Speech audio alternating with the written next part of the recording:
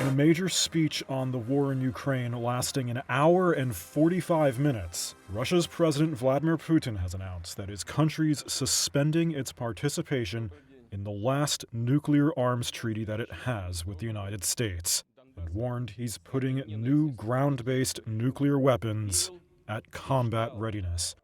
The arms treaty, called the New START Treaty, limits the number of nuclear warheads that the two powers can deploy.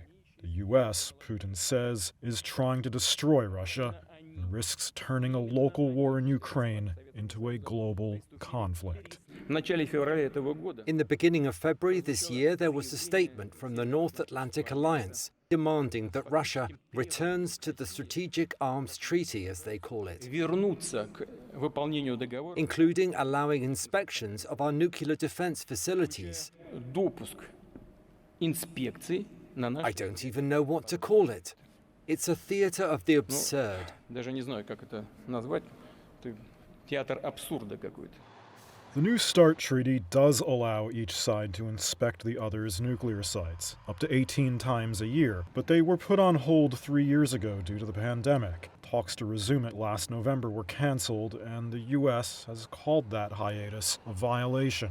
The treaty also limits both sides to 1,550 warheads and how many bombers they have, and combined they hold over 90% of the world's nukes.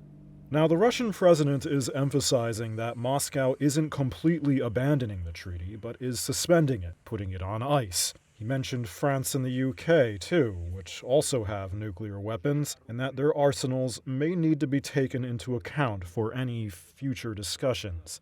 Putin also said, without citing evidence, that some leaders in Washington were considering restarting American nuclear tests, and that if the U.S. did so, that Russia would be ready to conduct their own. The U.S., Russia, France, and the U.K. all stopped nuclear testing in the 1990s.